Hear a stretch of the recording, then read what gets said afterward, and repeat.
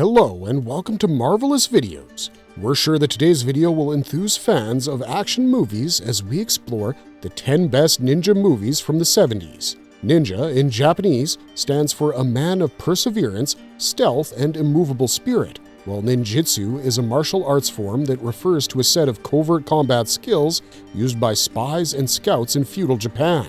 It's also known as the art of unconventional warfare, guerrilla warfare, and espionage. These films not only introduced this ancient covert martial art form to the world, but also changed the action sequences of global cinema forever. We're excited to show you this list, but before we get into our explanation, we have a very small request. If you like our content, please support us by subscribing to the channel. This is a small click for you, but for us, it means a lot. Thank you. Let's begin.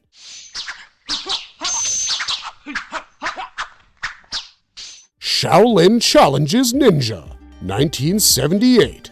Kung Fu in China versus karate in Japan has been a theme of many Chinese action films since the 1970s.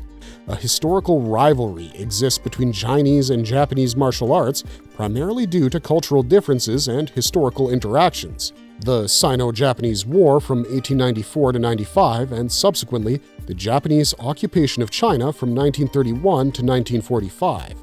Shaolin Challenges Ninja also has that same theme in the backdrop of a love story.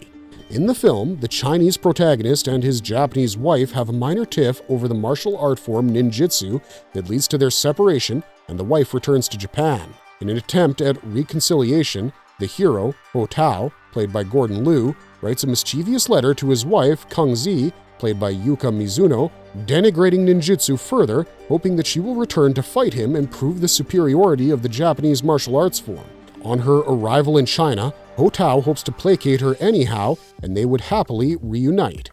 Unfortunately, the note is received by Takeno, played by Yasuaki Kurata, the Japanese ninjitsu master of Kung Zi, who gets offended and wishes to teach our Chinese hero a lesson and gain respect for the Japanese martial arts forms. Now, poor Ho Tao has to fight and defeat the various ninja masters from Japan, led by Takeno, if he wants to get his wife back. Produced by Film Shop and distributed by Shaw Brothers in 1978, this entertaining action comedy starred Gordon Liu and was directed by Lau Kar-lung. The film is notable for portraying Japanese martial arts alongside the more popular Chinese kung fu used in most Hong Kong martial arts films.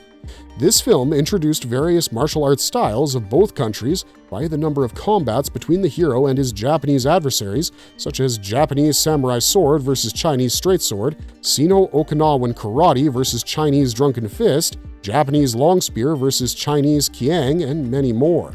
Japanese samurai sword versus Chinese straight sword, double-edged longsword, Sino-Okinawan karate versus Chinese drunken fist, Okinawan, Bruce Lee's nunchucks and tonfa versus Chinese three-sectional staff, melee weapons, Japanese long spear versus Chinese chiang, spears, Okinawan tech piece versus Chinese Wing Chun butterfly swords, short swords, Japanese judo versus peanut oil, a comic duel, Japanese ninja skills, Hensen Jutsu, Shinobi Iri versus peanut shells, another comic duel, Japanese ninja star darts, darts versus Chinese needles, sleeve arrows, throwing weapons, Japanese sickles as compared to Chinese long rope dart, chained/rope weapons, Japanese ninja short sword versus Chinese broadsword, single-edged broadsword/saber, Japanese crab style versus Chinese crane fist. This film is also known by various other names like Heroes of the East, Challenge of the Ninja, and Shaolin vs. Ninja in different parts of the world.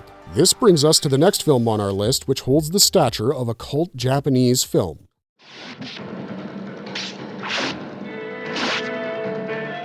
Lone Wolf and Cub, Sword of Vengeance, 1972. Lone Wolf and Cub, Sword of Vengeance is a 1972 Japanese film directed by Kenji Misumi. The film is set in the Edo period between the 17th century and the second half of the 19th century in the history of Japan, when the country was under the rule of the Tokugawa shogunate and some 300 regional daimyo or feudal lords. Ogami Ito, played by Tomisaburo Wakayama, is the disgraced official shogunate executioner. He's been framed for disloyalty to the shogunate by the Shadow, or the Yagyu clan, that controls the shogun's spies and assassins, or ninjas. Ito's wife, too, has been killed by 3 assassins of Shadow, but Ito escapes with his little son after killing a few of the Yagyu clan's best warriors. When the film begins, our hero Ito is on the run and is shown as a wandering assassin for hire, pushing the cart, perambulator, of his 3-year-old son, Daigoro, played by Akihiro Tomikawa. During his journey, running from the Men of Shadow, he is hired by a royal official of a clan to eliminate the rivals of the ruler of their clan. Ito's targets are based in a remote mountain village, and his first mission as Ronin, or a masterless samurai, is to travel there with his son in a specially designed cart and terminate the conspirators. The Lone Wolf and Cub series was adapted from the manga by Kazuo Koike. This film is the first in a series of 6 in which we are told the story of the lone wolf and its cub's origins. In the subsequent films of the same series, Ito undertakes new missions to wage a one-man war against the evil Shadow, along with his infant son, Daigoro. This brutal, disturbing action film has many heart-wrenching, emotional moments depicting the ideas of duty, honor, disgrace, and vengeance. The backstory of Ito is narrated via flashbacks that also tell us in which direction his life is heading. Time to bring some British-American martial arts filmmakers to the list. The next film is called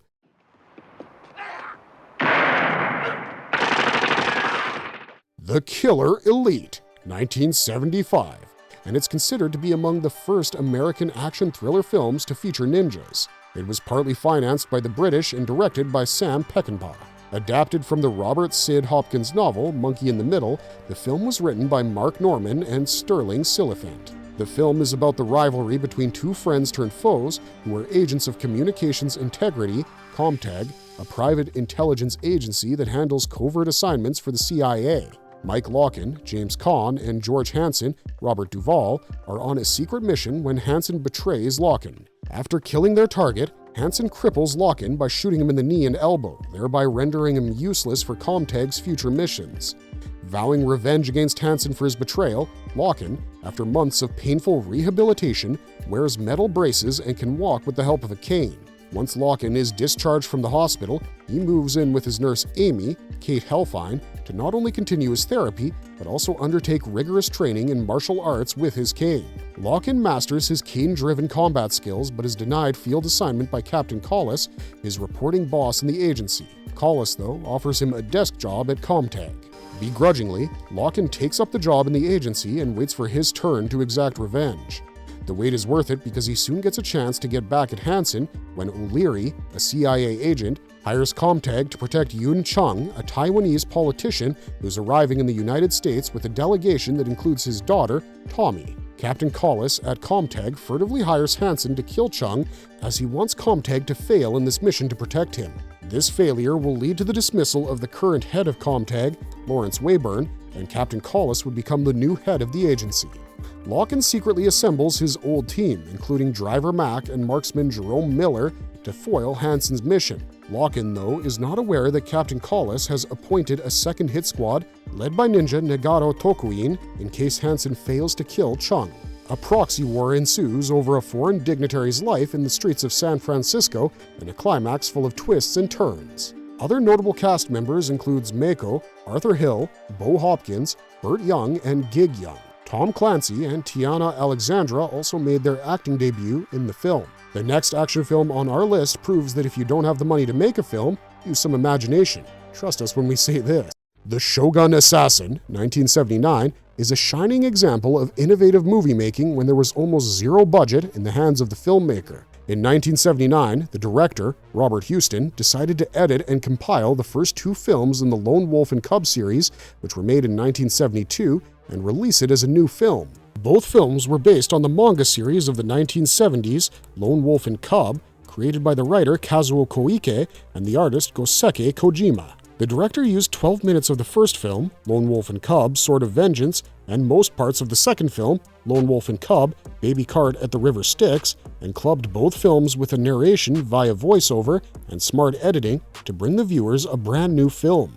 The film Shogun Assassin begins with the director showing the visuals from the first film depicting Ogami Ito's past as a shogunate decapitator. He also tells the viewers about the story of the murder of Ito's wife by the ninjas of the Shadow. All of this was done with a voiceover by Daigoro, who was played by Akihiro Tomikawa. As soon as the above sequence ends, the edited visuals from the second film begin. 2 hooded samurai attack Ito while he's pushing a cart with Daigoro inside it. After a hard-fought combat, Ito fends off the attack and kills both attackers.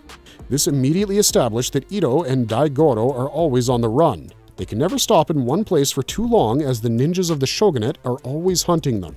As the duo continue their journey, the assassins on hire are assigned another mission. Ito is offered 1,000 pieces of gold by the new client for killing Lord Kiryu, the shogun's brother. While undertaking this daring mission, the father-son duo faces numerous other adversaries as well. Lord Kiryu is traveling with his entourage to oversee official business and is being guarded round the clock by Masters of Death, a team of 3 brothers. But before Ogami Ito can accomplish this new mission, he has to set aside Supreme Ninja, a female, Keo Matsuo, and her team of female ninja. They all want to convince the shogun that even girls can be made a part of the coveted ninja team.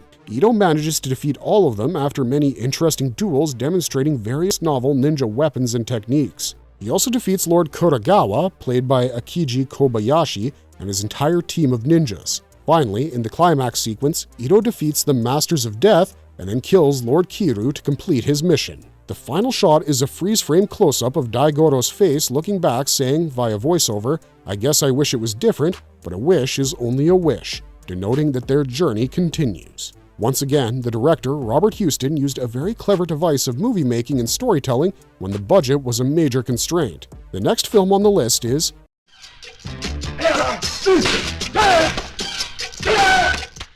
Ninja Killer, 1974. This film is also known as Karatasilier Istanbul'da and was directed by Victor Lam.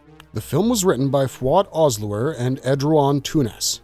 Hong Kong and Turkey teamed up to produce this film, and it was shot in both locations. The film was produced by Victor Lam and Turker İnanoglu. The star cast includes Kunyet Arkin as Errol Arkin, Helen Poon as Helen, and Yaolin Chen as Wang, among others. The film focuses on the international cooperation between the law and order system of the two countries when Wang, the most troublesome gang leader in Hong Kong, comes to Istanbul. The Hong Kong Security Department also sends their spy, Wang Ti, to Istanbul to nab him. The other protagonist, Errol, is a successful cop who lives with his sister, Yasmin, in Istanbul, Turkey. The Security Department of Istanbul appoints Errol to catch Wang and also keep an eye on the cop that arrived from Hong Kong. The Turkish want to help the Hong Kong Security Department, but not at the cost of disturbing the law and order of their own country. There are numerous action sequences in the film, but they have little to do with ninja or ninjitsu, barring the fight sequence at the beginning of the film that takes place in Hong Kong. The Turkish buildings and locations used as the background for this tale are utilized very effectively, making for a visual treat.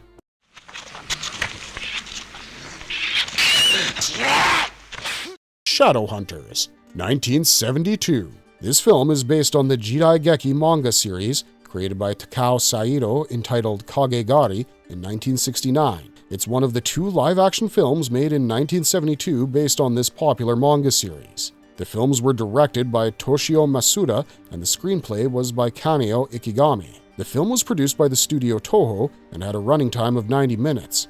In the late Tokugawa period, or the 19th century, the Edo government used ninja spies from the Iga province to cause the downfall of innocent provincial daimyo. The shogun needed to claim the assets of fallen clans to boost the failing economies of Edo. The film follows the adventures of 3 ronin, wandering masterless samurai, Muroro Jubei, Nikko, Sunlight, and Geiko, Moonlight, who dedicate their lives to hunting down the Shadows, the covert army of ninja spies of the Tokugawa shogunate. The film stars Yujiro Ishihara as Muroro Jubei, Ryohei Uchida as Nikko, Sunlight, Mikio Narita as Geiko, Moonlight, and Ruriko Asaoka as Chitose, among many others. That brings us to the next film on our list,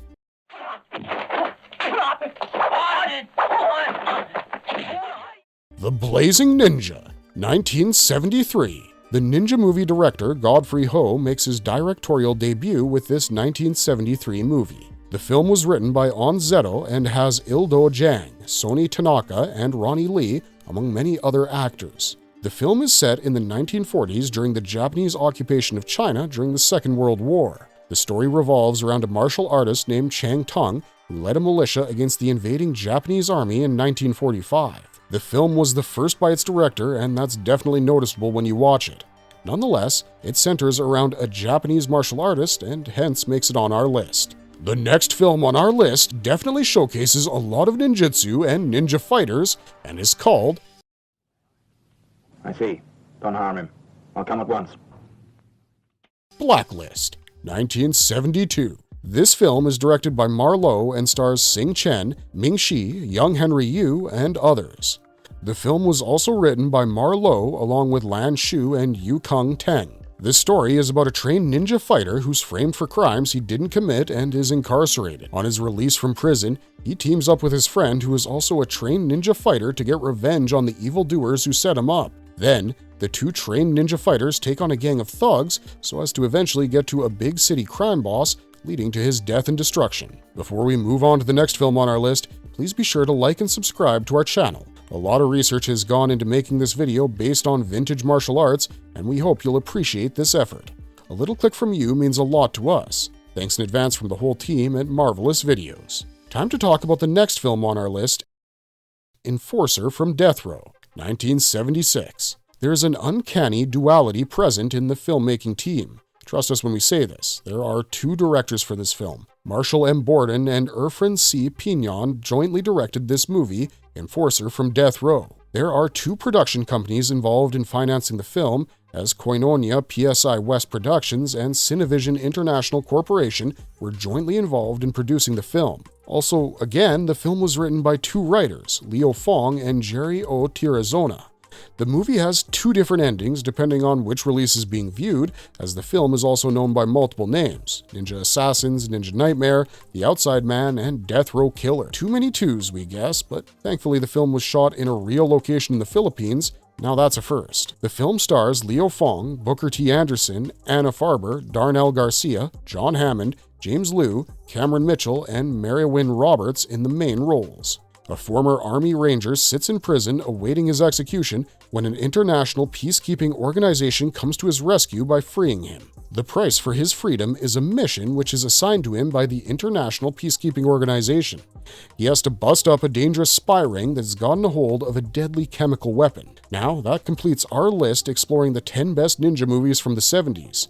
Watch them and share your insights with us in the comments section down below. Thanks for watching this video. We hope you enjoyed it. Goodbye for now. See you soon in another video on our Marvellous channel. Till then, have fun, people. And as always, if you enjoyed the content, don't forget to leave a like and subscribe to us if you haven't already. Have a good one, stay safe out there, and thanks for watching.